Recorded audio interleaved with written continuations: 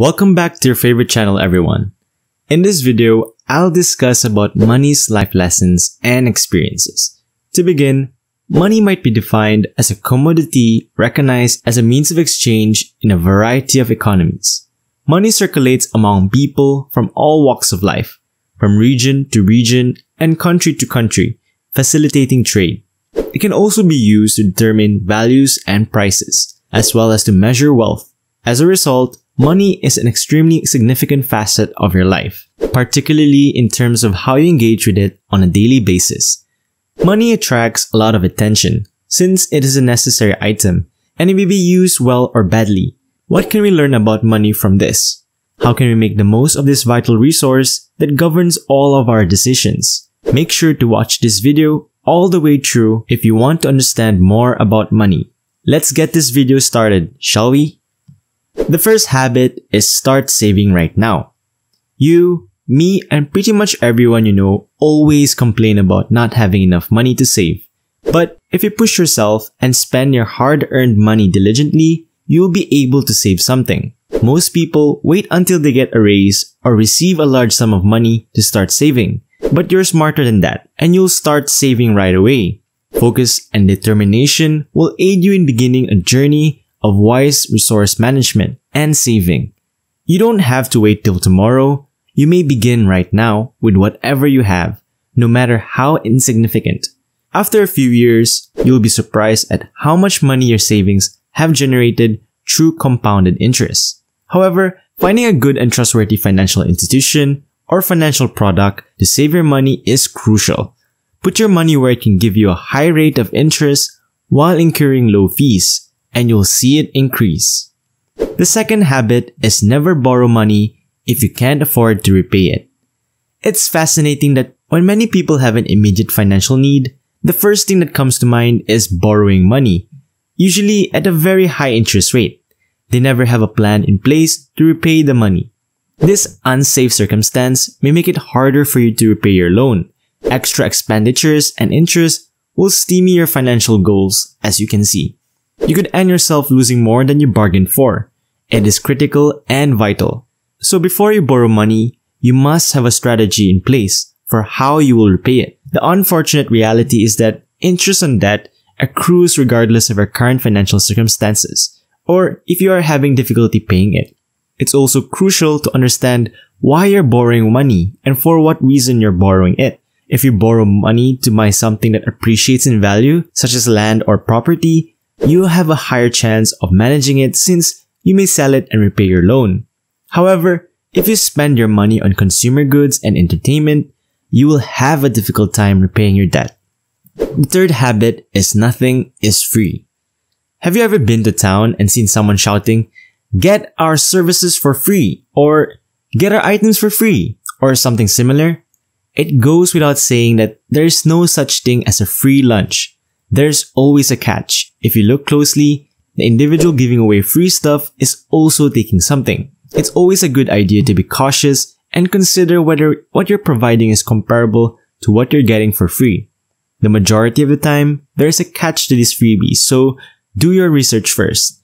Many retailers, for example, promote nearly expired products so that they do not expire in their store. If you accept the offer, the good product you bought together may be expiring by the time you complete using the free product, and you may not be able to utilize it.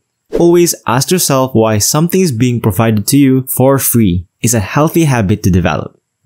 The fourth habit is that there are numerous ways to make money. We have a tendency to believe that formal employment is the only way to make money. Through education systems, this has been ingrained in the minds of people all across the world. However, if you do investigation, you'll discover that there are several chances available, and all you have to do is figure out how to obtain them. You may have a full-time work, but weekends are free to do whatever you want. Increase your earnings, and one method to do this is to discover the needs of individuals around you, and then find a way to address and capitalize on those needs, which might be done by providing a service or a product, depending on the need. Another option is to explore ways to monetize their interests or passions.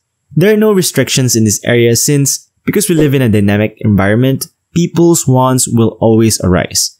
Even if it is your area of competence, do not limit yourself to one field because there are several ways to make money.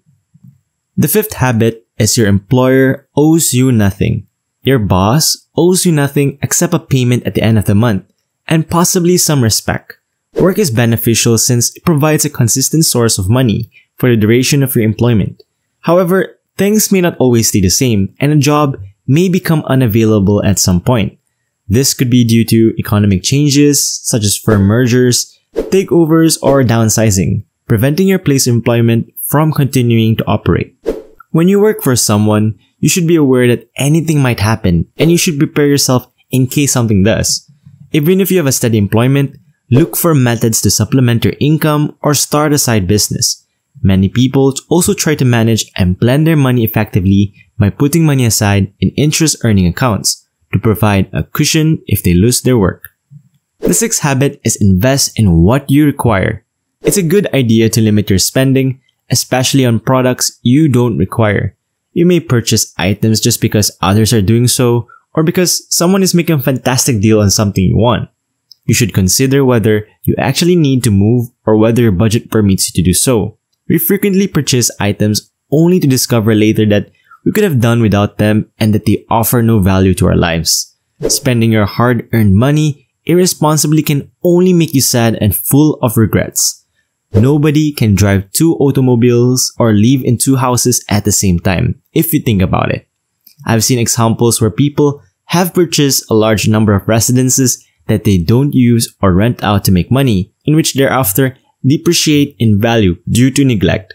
To put it in another way, spend on what you can manage, use it, and keep it well maintained. A closet full of clothes that haven't been worn in years is another example. This is a waste of your money that should be avoided. The seventh habit is make a retirement plan. While we are young and have only recently begun working, consider retirement to be a long way off and do not believe it is necessary to plan for. As the years pass, you will realize how critical it is to plan ahead and make decisions about how you want to retire. However, this usually occurs after several years of employment. Early retirement planning gives you more time to save and build your money through compounding in the financial product you choose to invest in. For those who are employed or self-employed, there are numerous retirement plans accessible. Because this is a long-term project, it is critical that you conduct study to find a decent scheme. You don't want to put in years of effort only to find out that your money has been squandered or lost entirely. People who retire from formal employment at a young age are more versatile since they can still work, continue to work, and earn money. However, because few people over the age of 70 are ready to continue working for a living, the retirement savings come in handy. Start investing for retirement while you are still young for your own good, especially if you want to live comfortably in your golden years. The eighth habit is never put your money in a savings account that does not pay interest. Savings accounts typically pay little to no interest. When you put your money in a savings account through service charges, taxes, and other fees, you're essentially benefiting the banks or financial institutions with which you have collaborated. It is more profitable to deposit your money where it will generate a high rate of interest and expand.